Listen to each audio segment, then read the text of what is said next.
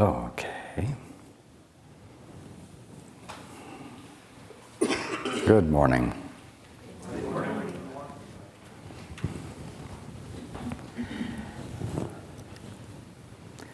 Who has a question?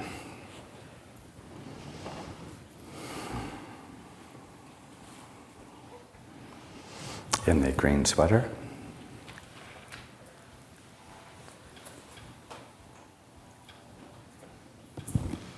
Hi, Raj.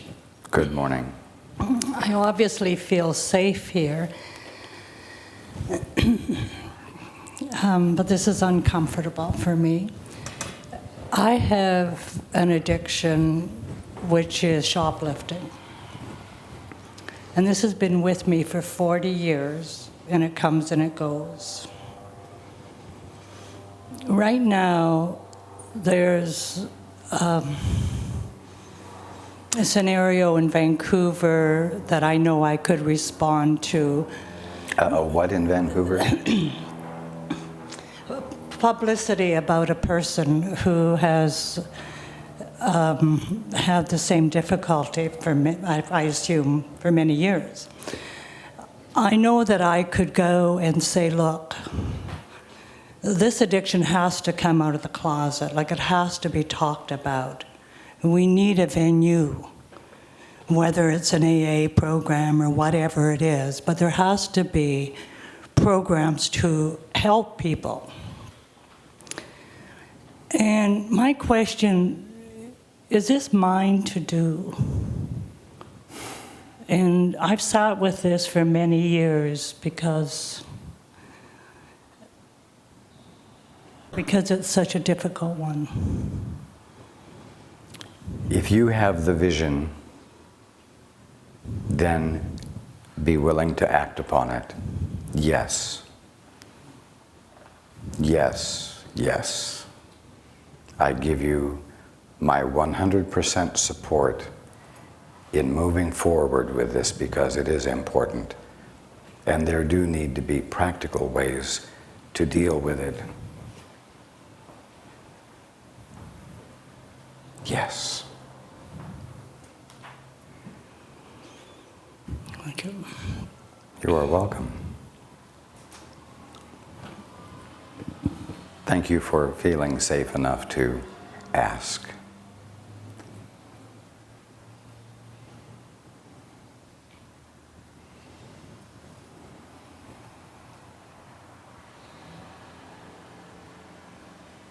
Amen. Yes. Okay. Hands.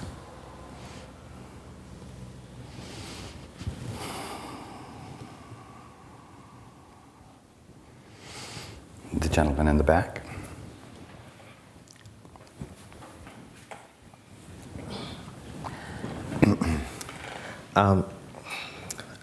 I've never asked a question before. My question is on the Course of Miracles. There is a quote at the beginning which says, "Nothing real can be threatened, nothing unreal exists, and herein lies the peace of God." And now, I find that in my life, there is a lot of things that threaten us. And yesterday's questions were based on all that. And every time I wake up in the morning, I'm thinking of things that threaten my life, whether they're economics, health, and I know that these things are not real. And so my question is, how do I start being real with my life? The Course says a lot of beautiful things, that if I had that book in my hand, it's worth more than $1 million. And health-wise, I would have the best doctor in the world. But I still dwell on the unreal. So I just want to know how to get to that place of the real and not defending the unreal.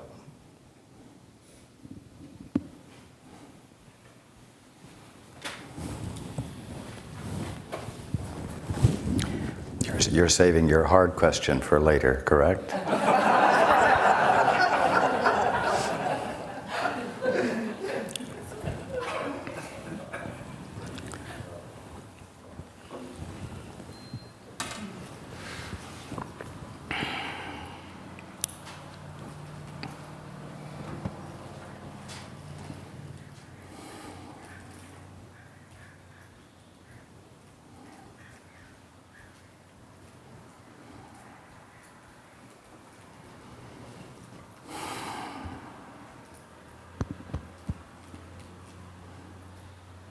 Well, as the saying goes, you cannot serve two masters. And so when you wake up in the morning and you're confronted with a choice, even though it seems as though you're only confronted with the need to be afraid, you need to choose whether you're going to serve fear or love. Because those are the two choices, and the only two choices you have at any time of the day.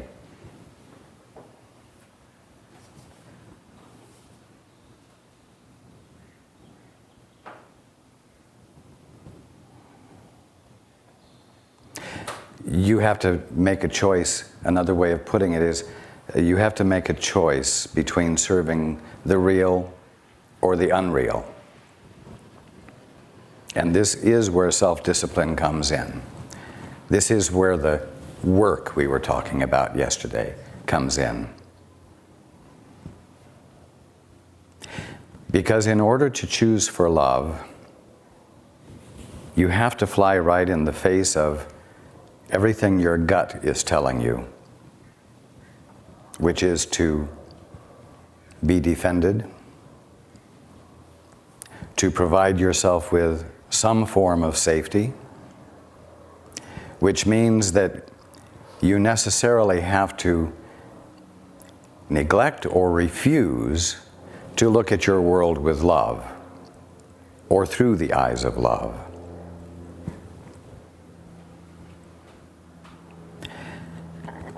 At an experiential level, when this choice is given, and you are feeling in your gut the need for defense, and its apparent justification, it seems as though the choice for love is an irrational and unwise, idiotic, stupid thing to do, because you will leave yourself totally unprotected, therefore totally vulnerable, and therefore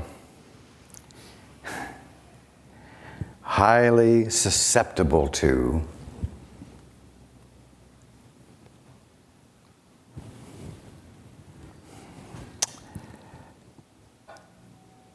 everything your worst fears were telling you would happen.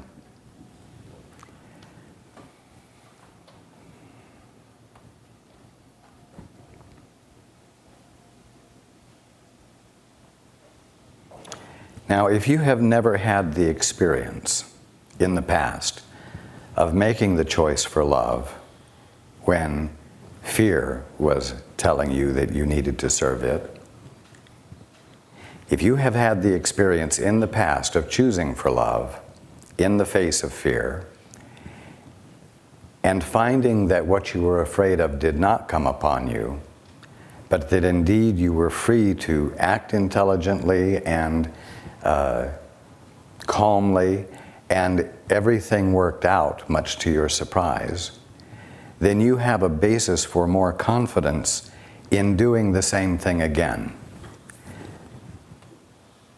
If, however, you have never made the choice for love, the choice for looking through the eyes of love at your world, and this is the first time, it will need to be done with sheer courage.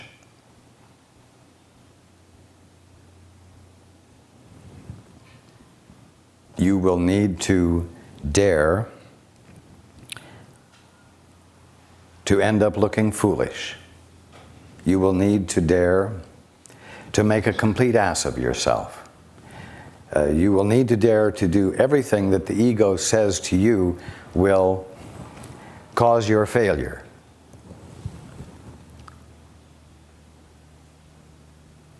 Which is to look at everything through the eyes of love. I'm going to put it this way: look at everything through the eyes of love on the chance that what fear is telling you is not true.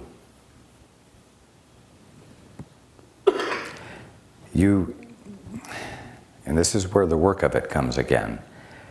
You have to throw your weight and your willingness and your commitment behind the choice for love. When that doesn't feel like a wise thing to do at all, or a practical thing to do. You've got to put yourself on the line.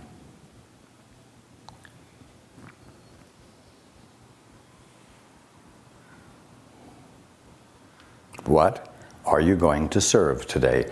That's the first question you need to ask yourself when one of the choices is presented to you. The choice being for fear.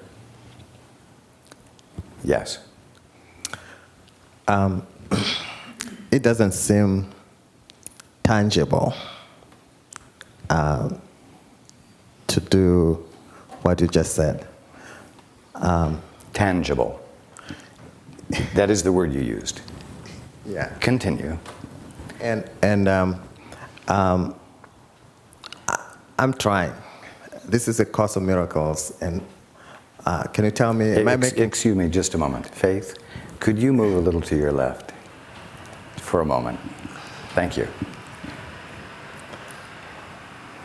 This is a Course of Miracles, and I've been trying to do the course. Can you tell me if I'm making progress or not? You are. You are indeed. Okay. The question is whether I said the things are intangible. Maybe they are, and they are working. And they are working. Mm-hmm. Working. But it's very difficult to really be certain that you are doing the right thing. So, for example, there's a course, I think it's number 50, which says you are sustained by the love of God.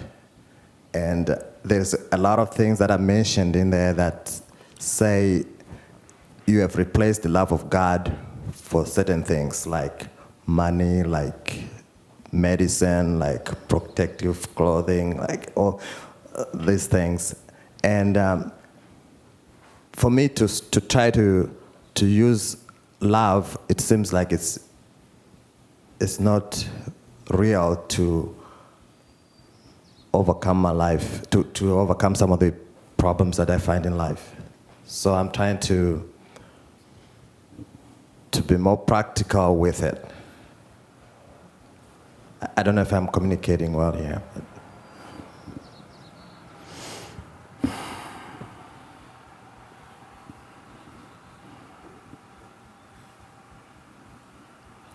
First of all, you're not going to shift your allegiances from money, protective clothing, medicine, etc. You're not going to shift your allegiance from those to God just like that. Okay. It's going to be a gentle and persistent effort on your part to remember first that it's the Father's good pleasure to give you the kingdom. to embody in you all that he is. That's what that means.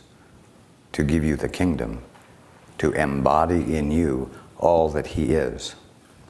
It's not only the Father's good pleasure to do that, that's what he is and always has been doing. So, when you seem to become ill, you can begin to practice, we'll say, checking in with God first before your doctor, or checking in with God first before you reach for the aspirin bottle. Begin to at least include God as one of those you are going to consult before you take your medicine or try to save your bank account, you see. This is a gentle way of making the shift so that you bring your other choice into play regardless of which choice you end up implementing. You see what I mean?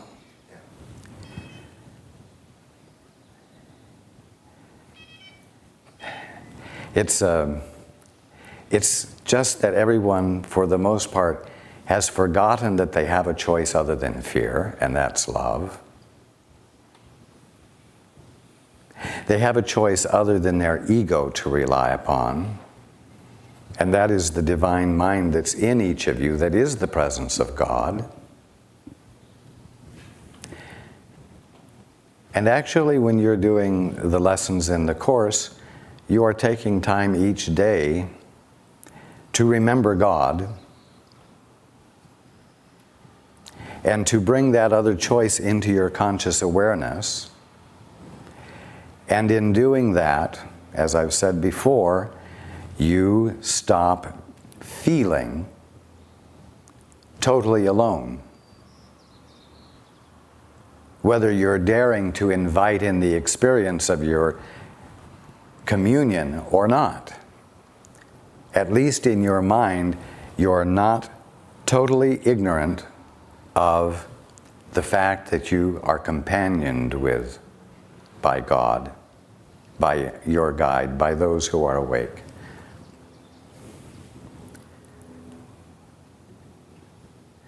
The point is, check with God first. Say, God, will you help me see the perfection of me? Will you help me see your perfection right here where I am, where this headache seems to be?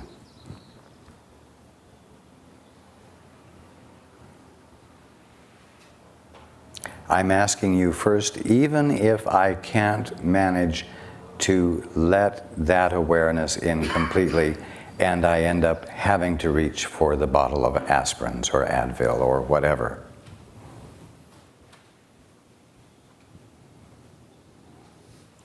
And I will continue to consult you first before I do anything else, so as to pave the way for me to experience the resolution of the problem or the disappearance of the headache without having to rely upon medicine.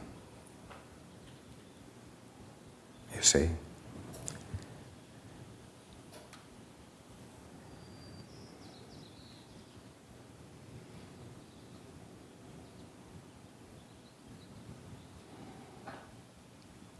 Thank you. You are welcome. Hands.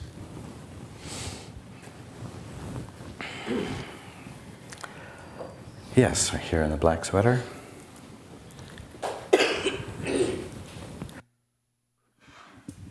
Thanks, Raj. Then are you saying that the experience of illness is the point of it, in reference to what you were saying to that gentleman? That when you experience illness, that's the presence, that's where you are abiding, and you're there to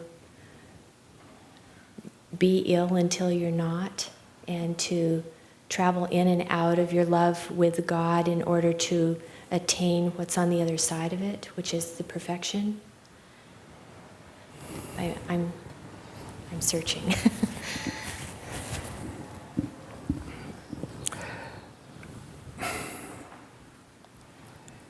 When you are believing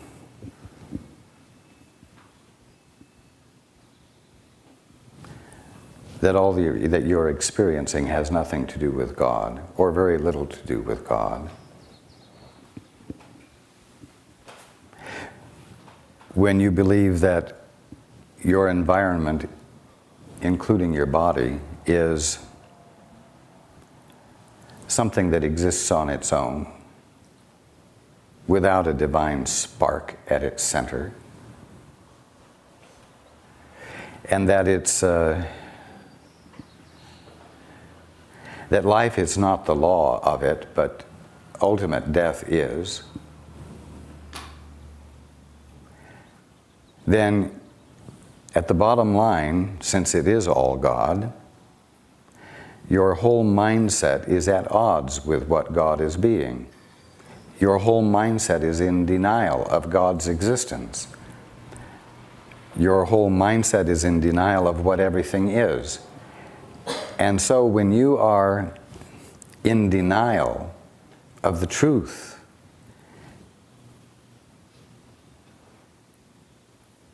you can't help but be uncomfortable. Because you see, you don't have a mind of your own separate from God to have this misperception. And so this misperception is a matter of you misusing your mind, which you can't do and be comfortable, because you can't be at odds with what you are and be comfortable. And when you become very adamant about your denial, the hurt finally hurts so bad that you have to say uncle and do something about it. Now, if you think that what you're doing something about is something to a physical organism, your body, or a tree that's infested with Japanese beetles, a physical thing that needs to be physically manipulated to correct the problem, you're still acting in denial of what it really is. You may be able to get temporary alleviation of the symptoms, but since you are still holding your body or your world in a frame of mind that denies what it really is, you're going to continue to be confronted with the opportunity to stop doing what's actually causing the pain. And what's actually causing the pain is your mind's insistence upon using itself inappropriately or at odds with its function, and through your mind to use your world in a manner that's opposite to what it really is. You see? Yes. Now, the choice for love means the choice to look through the eyes of love. And in order to look through the eyes of love, you have to be willing to be coming from a different place than your habit, your traditional habit of thinking about everything. In the first place, to look through the eyes of love always means you have to become defenseless, which is the thing that scares you to death. Because fear says defense is the legitimate and valuable thing for you to employ. So,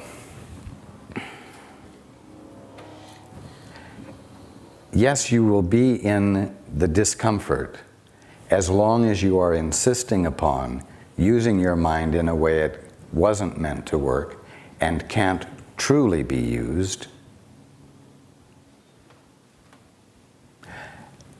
And your world will seem to be polarized and capable of harming you and being threatening to you as long as you are using it in your mind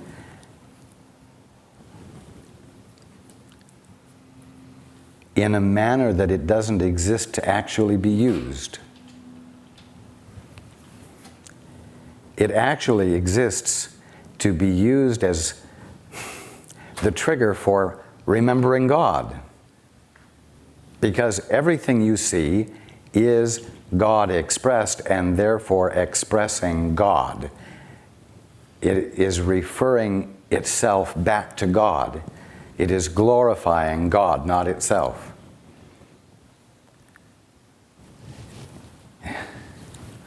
Everything that you are seeing is referring you back to God.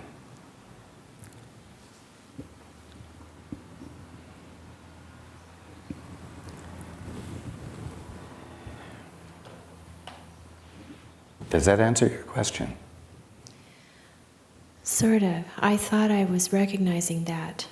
I truly have felt that that was something that I recognize on a daily basis, but can you tell? Can you see me well enough to give me an example, a small example of, am I not going to that love enough or vocalizing it enough to imprint it so that I am slipping away from it more often? Is that why I'm experiencing physical pain? Well, first of all, you're not going to imprint it anywhere. Oh. This isn't going into a memory bank. As I've used the example of the surfboard, the surfer riding the crest of the wave. Being is a matter of forever riding the crest of the wave. Forever being so in touch that you find the balance point and stay with it effortlessly. But it is never so that you arrive at a point of static conclusion where it imprints. When you ride a bicycle, did you imprint something about the experience of balance? No. And every time you get on the bike, you find that point of balance and enjoy it and use it to be quite flexible and free to move in various directions. And the youngsters these days are doing wheelies and things that you never did when you were riding a bicycle. Their experience of the point of balance is much greater than yours on a bicycle. And they're having fun with knowing that point of balance in all different contortions, you see? But it's not imprinted anywhere. It's a learning how to be in the flow in the moment, in the movement of God, you might say. And what you're saying is that you achieve that, and then the point is to go back to that, to learn to go back to that so often that it becomes the second nature that Exactly. just is. Just as when you were learning to ride a bicycle, and you got your balance and you lost it, and you got your balance and you lost it. And then you didn't say, what's wrong with me? Is this karma? I must have done something in a past lifetime. I must sit down and get this worked out before I get on that bike again. This is a lesson here for me to learn. No. You get back on the bicycle and find the point of balance and maybe lose it. And you get back on and find the point of balance and lose it. And you look at the other people who have found the point of balance and you say, well, I can see that it can be done. So that means I can do it. And you get back on and lo and behold, one of the times you get it, you find it and you keep it. And you're through finding it and losing it, and finding it and losing it, you see? Mm-hmm. Yes. you're going to find it and lose it. Find it and lose it.